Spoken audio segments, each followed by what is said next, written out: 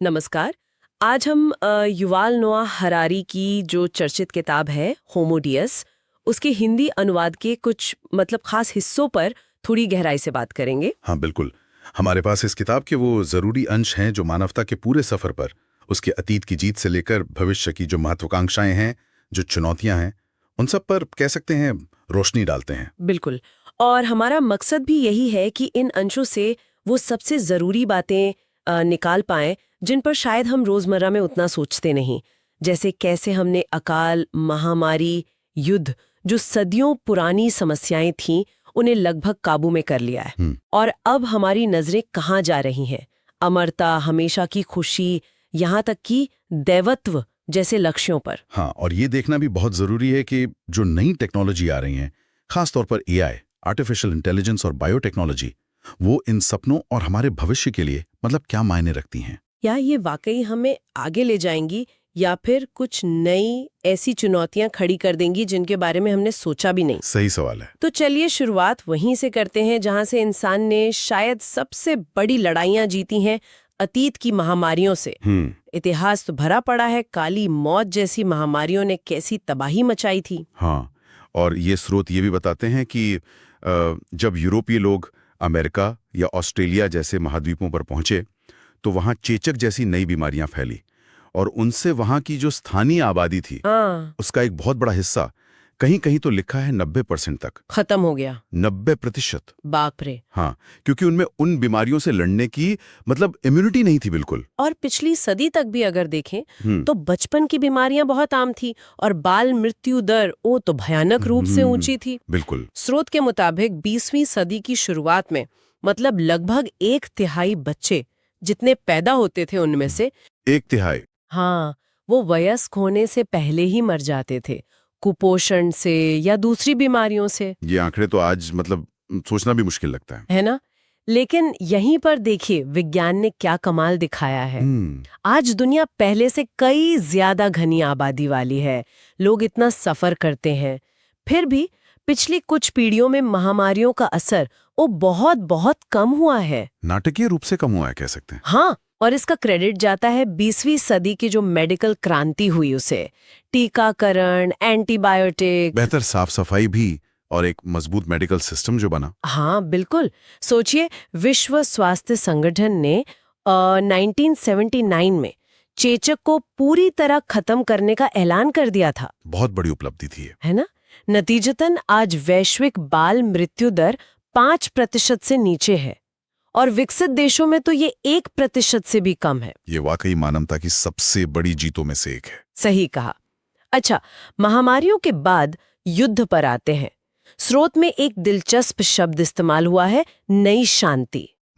ऐसा लगता है कि आधुनिक युग में पिछले कुछ दशकों में देशों के बीच बड़े पैमाने पर युद्ध कम हुए हैं। हाँ, ये बात तो है, और इसका एक बड़ा कारण माना जाता है परमाणु हथियारों का डर। वो मैड वाली स्थिति, म्यूचुअली एश्योर्ड डिस्ट्रक्शन। हाँ, वही आपसी सुनिश्चित विनाश, कि अगर एक ने हमला किया तो दूसरा भी तबाह कर देगा, तो कोई शुरू ही ना करे। लेकिन क्या ये शांति वाकई टिकाऊ है? स्रोत तो चेतावनी देते हैं कि ये शायद उतनी मजबूत नहीं जितनी दिखती है। बिल्कुल, नई तकनीकें, खास करके साइबर युद्ध, इस संतुलन को कभी भी बिगाड़ सकती हैं। साइबर हमले, जिन्हें कभी-कभी लॉजिक बॉम्ब भी कहते हैं, ऐसा कोड जो खास स्थितियों में बड़े पैमाने पर नुकसान पहुंचा सकता है। और ये छोटे देशों या यहाँ तक कि नॉन स्टेट एक्टर्स, आतंकवादी समूहों को भी महाशक्तियों के जो बड़े बड़े इंफ्रास्ट्रक्चर हैं, उन्हें ठप करने की ताकत दे सकता है। ये एक नया खतरा है। ये तो है। और फिर अकाल, यहाँ भी सबसे बड़ा बदलाव शायद हमारी सोच में आया है। कैसे? स्रोत कहता है कि अब हम अकाल, महामारी या युद्ध को भगवान की मर्जी या किस्मत का खेल नहीं मानते। अच्छा। बल्कि ऐसी चुनौतियां मानते हैं जिनका समाधान निकाला जा सकता है, जिन्हें मैनेज किया जा सकता है। ये बहुत बड़ा फर्क है, बहुत बड़ा। पहले लोग बस प्रार्थना करते थे इन चीजों से बचने के लिए। हाँ। लेकिन उन्हें जड़ से मिटाने के लिए संगठित और वैज्ञानिक कोशिशें, वो कमी होती थी। सही। आज अगर कोई कहे कि 20वीं सदी की जो चिकित्सा में तरक्की हुई या आर्थिक सुधार हुए हैं या शांति की कोशिशें हुई, उनसे कुछ नहीं बदला, तो ये तो हाँ, ये तो सच से मुंह मोड़ना होगा। हाँ, बहुत कुछ बदला है। आतंकवाद पर भी स्रोत एक बड़ी सटीक उपमा देता है। क्या? कि आतंकवादी एक चीनी मिट्टी के बर्तन की दुकान में घुसाई मक्खी की तरह है। मक्खी खुद तो मतलब बहुत कमजोर है, सही बात है। लेकिन वो दुकान के मालिक को यानी शक्तिशाली देश को इतना परेशान कर सकती है, इतना भड़का सकती है कि वो गुस्से में हाथ पैर चलाए और खुद ही अपने बर्तन तोड़ ले। वाह, ये तो बहुत अच्छा उदाहरण है। 9/11 के बाद मध्य पूर्व में जो कुछ हुआ उसे शायद इस नजरिए से भी देखा जा सकता है। बिल्कुल। अंत में आतंकवाद कितना सफल होता है ये इस बात पर निर्भर करता है कि हम यानी जो ज्यादा ताकतवर है वो कैसी प्रतिक्रिया देते हैं। सही कहा, वो हमें उकसा सकते हैं, लेकिन अगर दुनिया में फिर से जंगल का कानून लौटता है तो इसकी जिम्मेदारी सिर्फ उनकी नहीं होगी, हमारी प्रतिक्रिया की भी होगी। तो जब ये पुरानी समस्याओं पर इंसान ने कह सकते हैं काफी हद तक लगाम लगा ली है, तो अब उसके एजेंडे पर क्या है? स्रोत इशारा करते हैं 3 बड़ी महत्वाकांक्षाओं की तरफ। अमरता, खुशी और देवत्व।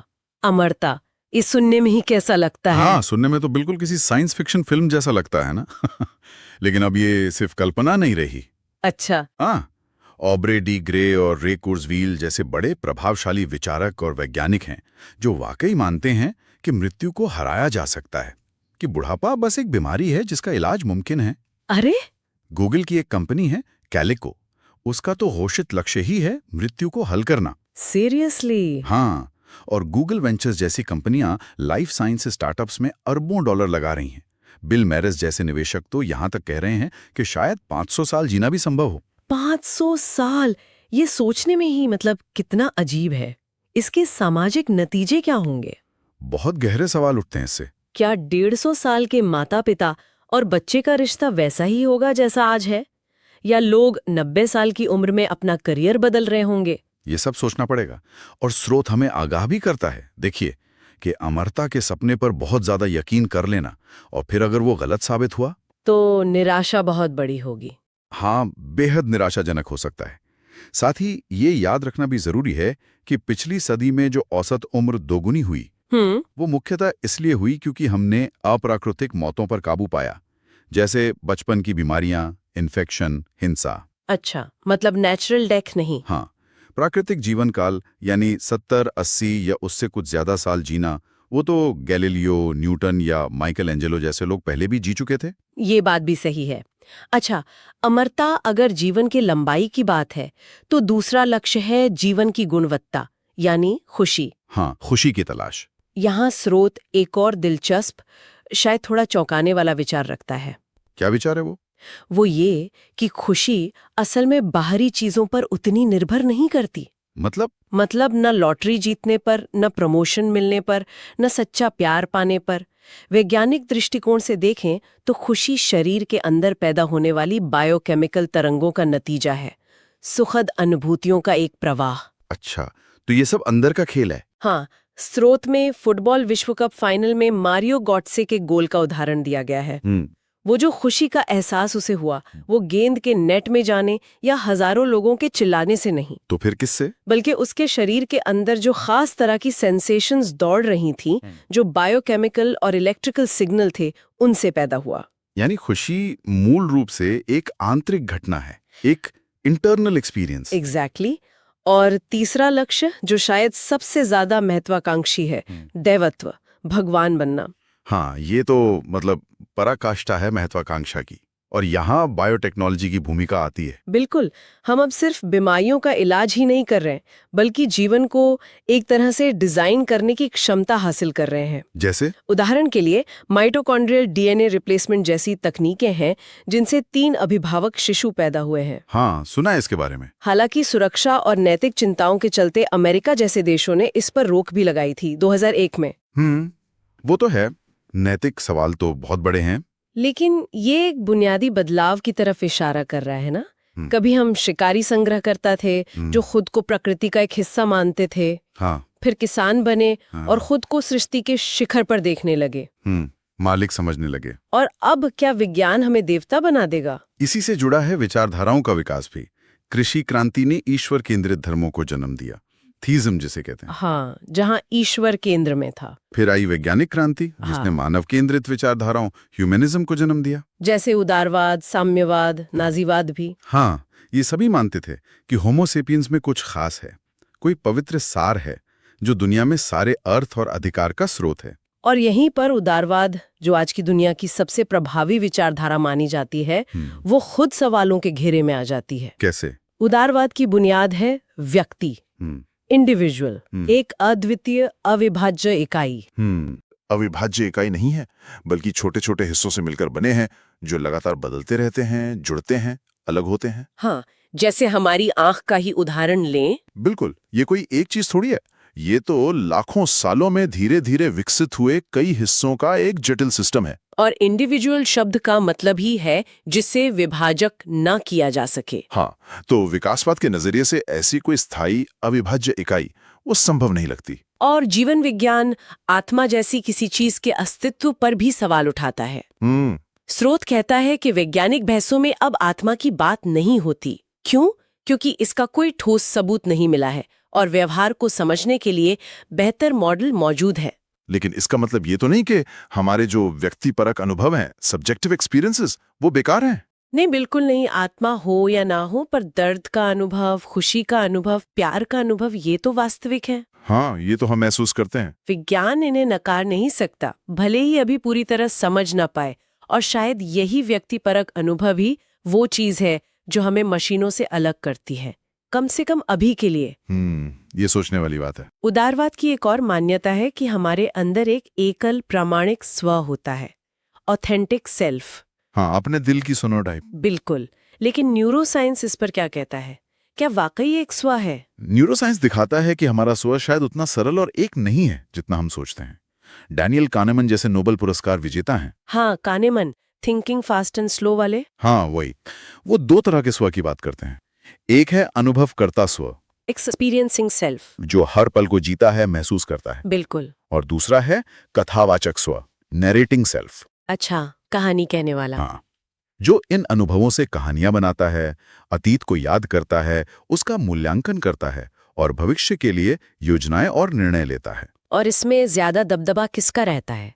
हमारी यादों पर, हमारे फैसलों पर? अक्सर कथावाचक स्व का।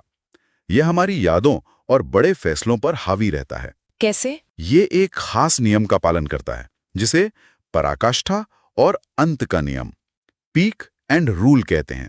पीक एंड रूल, ये क्या है? इसका मतलब है कि हम किसी अनुभव को उसकी कुल लंबाई से नहीं आंकते, तो फिर? बल्कि उसके सबसे तीव्र क्षण यानी पीक और उसके अंतिम क्षण यानी एंड के आधार पर याद रखते हैं और उसका मूल्यांकन करते हैं।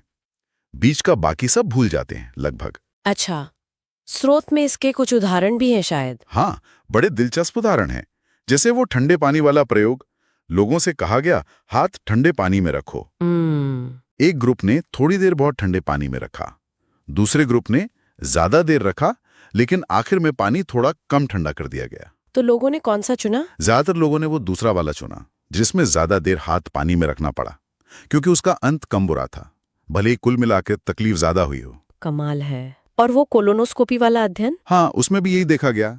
मरीजों को प्रक्रिया का दर्द कितना याद रहा, ये इस बात पर निर्भर नहीं करता था कि प्रक्रिया कितनी लंबी चली, बल्कि इस पर कि सबसे ज्यादा दर्द कब हुआ, पीक, और अंत में दर्द कैसा था, एंड। कथावाचक स्व ने पूरी कहानी को बस इन दो बिंदुओं के आधार पर समेट लिया। तो इसका असर तो हमारे जीवन के बड़े फैसलों पर भी पड़ता होगा। बिल्कुल। मान लीजिए आपको दो छुट्टियों का विकल्प मिले। एक सामान्य छुट्टी जिसकी यादें आप सहेज कर रख सकेंगे, ठीक है। दूसरी एक शानदार सपनों जैसी यात्रा। लेकिन शर्त यह है कि यात्रा के बाद आपकी सारी यादें मिटा दी जाएंगी, कुछ याद नहीं रहेगा। ओह, तो आप किसे चुनेंगे? स्रोत कहता है कि ज्यादातर लोग पहली छुट्टी चुनेंगे। क्यों? अनुभव तो दूसरी में बेहतर था। क्योंकि हम अनुभवों से ज्यादा उन अनुभवों की कहानियों को महत्व देते हैं जिन्हें हमारा कथावाचक स्व बुनता है और याद रखता है। हम अपनी यादों के लिए जीते हैं एक तरह से। तो क्या जीवन का अर्थ भी इन्हीं कहानियों पर टिका है जो हमारा कथावाचक स्व बनाता है? स्रोत का तर्क तो कुछ ऐसा ही है। हम में से ज्यादातर लोगों के लिए जीवन का अर्थ उन कहानियों के ताने बाने से बनता है जो हमारा कथावाचक स्व हमें और दूसरों को सुनाता रहता है। और ये कहानियां अक्सर किस चीज पर आधारित होती हैं? पैसा, राष्ट्र, ईश्वर, कंपनियां, ये सब क्या है? स्रोत इन्हें अंतर विषयक वास्तविकताएं कहता है। मतलब ऐसी चीजें जो इसलिए वास्तविक हैं क्योंकि हम सब सामूहिक रूप से उन पर विश्वास करते हैं। अगर हम विश्वास करना छोड़ दें तो वो ढह जाएंगी।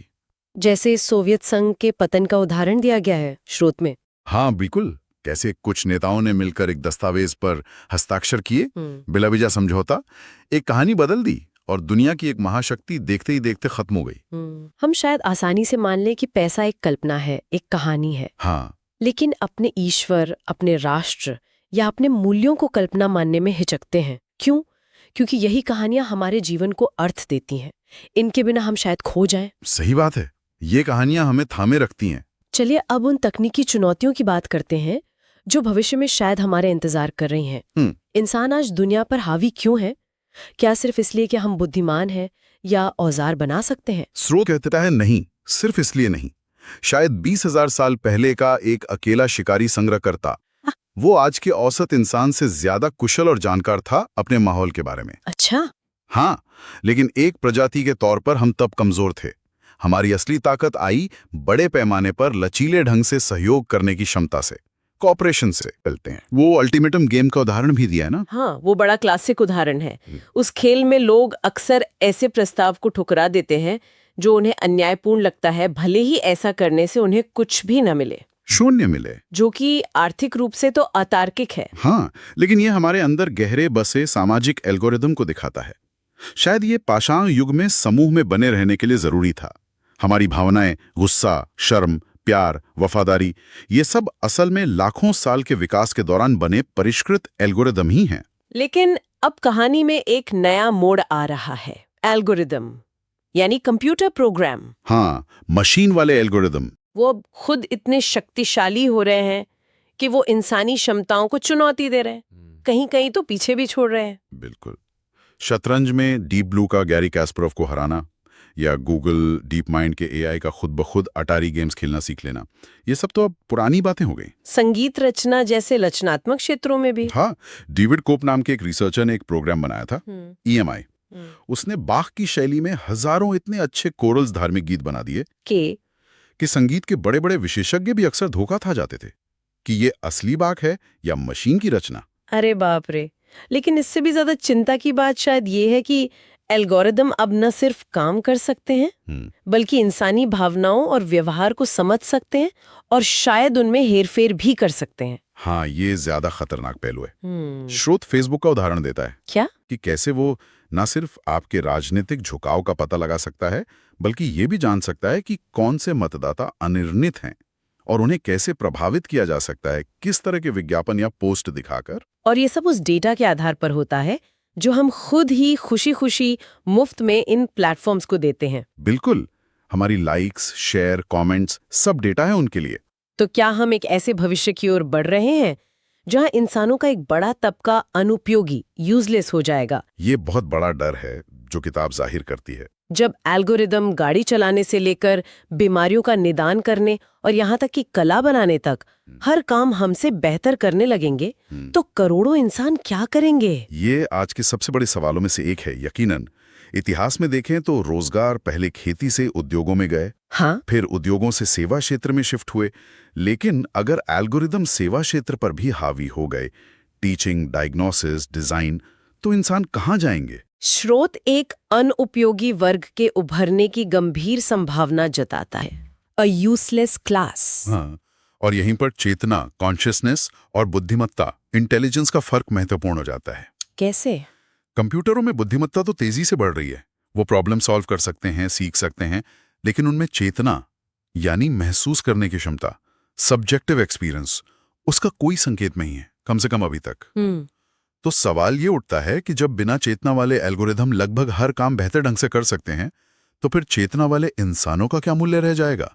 हमारी फीलिंग्स का क्या होगा? ये तो बहुत गहरा सवाल है, और इससे जुड़ा एक और बड़ा खतरा है जैव असमानता, बायो इनइक्वालिटी। हाँ, टेक्नोलॉजी शायद हमें होमो सेपियंस से होमो डेयस, मानव देवता में अपग्रेड होने का मौका दे। लेकिन क्या ये मौका सबको मिलेगा? यही तो सवाल है। क्या ऐसा हो सकता है कि मानवता दो हिस्सों में बंट जाए, मुट्ठी भर अपग्रेडेड सुपर ह्यूमन और बाकी विशाल अनुपयोगी आबादी, जिस पर किताब ध्यान दिलाती है? और अगर ऐसा हुआ तो ये उदारवाद के मूल विचार को ही नष्ट कर देगा। किस विचार को? कि सभी मनुष्य समान हैं और सबके समान अधिकार और मूल्य हैं। स्रोत ले मिजरेबल्स का उदाहरण देता है। अच्छा, वो विक्टर ह्यूगो वाला उपन्यास। हाँ, आज अमीर दर्शक भी गरीब नायकों के दुख दर्द से सहानुभूति महसूस कर सकते हैं, क्योंकि वो दोनों इंसान हैं।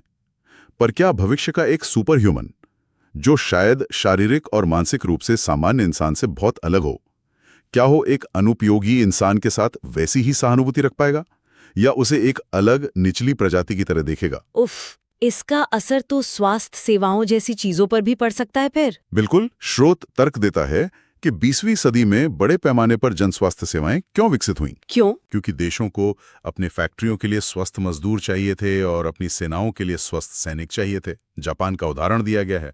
मास कंस्क्रिप्शन, मास इंडस्ट्री, इन्हें स्वस्थ लोगों की जरूरत थी। अच्छा, मतलब एक तरह से इकोनॉमिक और मिलिट्री जरूरत थी। हाँ, लेकिन 21वीं सदी में सोचिए, जब शायद युद्ध रोबोट लड़े और फैक्ट्रियां एआई चलाए, तो क्या सरकारों और अमीरों की रुचि आम लोगों को स्वस्थ रखने में उतनी ही रहेगी, या वो कहेंगे कि इन अनुपयोगियों पर पैसा क्यों खर्च करें?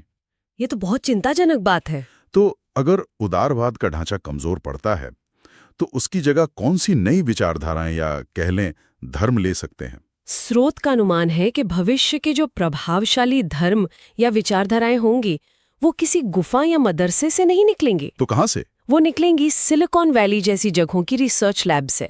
इन्हें शायद टेक्नो धर्म, टेक्नो रिलीजन्स कहा जा सकता है। टेक्नो रिलीजन, इसके क्या रूप हो सकते हैं? किताब 2 मुख्य रूपों की बात करती है जो उभरते दिख रहे हैं। एक है टेक्नो मानववाद। ये क्या है? टेक्नो मानववाद अभी भी इंसान को केंद्र में रखता है। ये मानता है कि हाँ, होमोसेपियंस का युग शायद खत्म हो रहा है, लेकिन हम हार नहीं मानेंगे। हम तकनीक का इस्तेमाल करके खुद को अपग्रेड करेंगे, बेहतर बनाएंगे और होमोडियस बनकर प्रासंगिक बने रहेंगे। ज्यादा ताकत, ज्यादा खुशी, ज्यादा लंबा जीवन, तकनीक के जरिए। अच्छा, और दूसरा? दूसरा है डेटावाद। ये और भी ज्यादा रैडिकल विचार है। डेटावाद मतलब डेटा की पूजा? एक तरह से हाँ। ये कहता है कि ब्रह्मांड असल में डेटा प्रवाह का एक विशाल सिस्टम है और हर चीज का मूल्य, चाहे वो इंसान हो, जानवर हो या मशीन, इस बात से तय होता है कि वो इस डेटा प्रोसेसिंग में कितना योगदान देती है। तो इस नजरिए से इंसान का क्या रोल है? इस नजरिए से इंसान शायद अपना ब्रह्मांडीय उद्देश्य पूरा कर चुके हैं। हमने एक ज्यादा कुशल डेटा प्रोसेसिंग सिस्टम बना दिया है, internet of all things, AI algorithm, और अब हमें कमान इन्हें सौंप देनी चाहिए। ये इंसान को नहीं बल्कि सूचना के प्रवाह को, डेटा को सबसे महत्वपूर्ण मानता है। ये तो मतलब इंसान को किनारे ही कर देता है। हाँ, ये इंसान केंद्रित नहीं है बिल्कुल। ये भविष्य के बहुत बड़े और सच कहूं तो कुछ हद तक डरावने खाके हैं। लेकिन क्या आज की राजनीति, आज के नेता इन मुद्दों पर ध्यान दे रहे हैं? स्रोत का आकलन यहाँ थोड़ा निराशाजनक है। ऐसा लगता है कि दुनिया के कई नेता, चाहे वो पूर्व में हो या पश्चिम में, वो इन भविष्य की क्रांतिकारी संभावनाओं पर ध्यान केंद्रित करने के बजाय अतीत की लड़ाइयों में, सीमाओं में या पुरानी पहचानों में ज्यादा उलझे हुए हैं। मतलब वो भविष्य की तैयारी नहीं कर रहे। वे सक्रिय रूप से कोई बहादुर नई दुनिया बनाने की कोशिश करते नहीं दिख रहा है, ऐसा स्रोत का मानना है। उनका फोकस कहीं और है। इस पूरी चर्चा के दौरान हमने कई बड़े और गहरे विचारों को छुआ है। स्रोत में कुछ और भी दिलचस्प बातें हैं जिन पर शायद हमने विस्तार से बात नहीं की। हाँ, जैसे जानवरों की भावनाओं को समझना, खासकर स्तनधारियों में माँ और बच्चे के बीच का जो गहरा बंधन होता है। विज्ञान अब उसे ज्यादा गंभीरता से ले रहा है। और कैसे कृषि क्रांति ने न सिर्फ हमारा जीवन बदला, बल्कि ईश्वर केंद्रित धर्मों के उदय का रास्ता भी खोला, जिन्होंने शायद जानवरों के शोषण को एक तरह का नैतिक जामा पहनाने में मदद की। बिल्कुल। और विज्ञान और धर्म का जो जटिल रिश्ता है कि विज्ञान हमें बताता है क्या संभव है, लेकिन क्या करना चाहिए, इसके लिए हमें अब भी किसी न किसी विचारधारा या नैतिक ढांचे की जरूरत पड़ती है। वो चीन के 3 गॉर्जियस बांध का उदाहरण दिया था ना? हाँ, कि विज्ञान बांध बना सकता है, पर बनाना चाहिए या नहीं, ये फैसला विज्ञान नहीं करता। सही। और पूंजीवाद और आर्थिक विकास में ज्ञान की भूमिका, कि ज्ञान एक अनोखा संसाधन है जो इस्तेमाल करने से घटता नहीं बल्कि बढ़ता है। और एक चेतावनी भी है उस हाईटेक नूह की नाव वाली मानसिकता के खिलाफ। हाँ, कि ये सोचना कि अगर जलवायु परिवर्तन या किसी और वजह से दुनिया में तबाही आती भी है, तो अमीर और शक्तिशाली लोग तकनीक के सहारे बच निकलेंगे और बाकी सब डूब जाएंगे। ये खतरनाक सोच है। तो इन सब बातों पर गौर करने के बाद हम किस मुकाम पर पहुंचते हैं? कोई एक आखिरी विचार जो श्रोताओं के मन में गूंजता रहे? शायद सबसे बड़ा सवाल ये है कि जैसे जैसे टेक्नोलॉजी बुद्धिमत्ता को चेतना से अलग करने में कामयाब हो रही है, इंटेलिजेंस बिना कॉन्शियसनेस के संभव हो रही है, और जैसे जैसे बिना चेतना वाले, महसूस न कर सकने वाले एल्गोरिदम्स ज्यादा से ज्यादा शक्तिशाली होते जा रहे हैं, तो भविष्य में इंसानी व्यक्तिपरक अनुभवों का, हमारे प्यार का, हमारे दर्द का, हमारी महत्वाकांक्षाओं का, अर्थ की हमारी तलाश का क्या स्थान और क्या मूल्य रह जाएगा? क्या हम इंसान जो अपनी ही बनाई चीजों से पीछे छूटते जा रहे हैं, अपने ही रचे भविष्य में अप्रासंगिक हो जाने का खतरा मोल ले रहे हैं? हाँ, होमो सेपियंस से होमो डेस बनने की इस यात्रा में दांव पर क्या लगा है, ये सवाल शायद आने वाले दशकों का सबसे बड़ा सवाल होगा और इसका जवाब हमें सोचना होगा।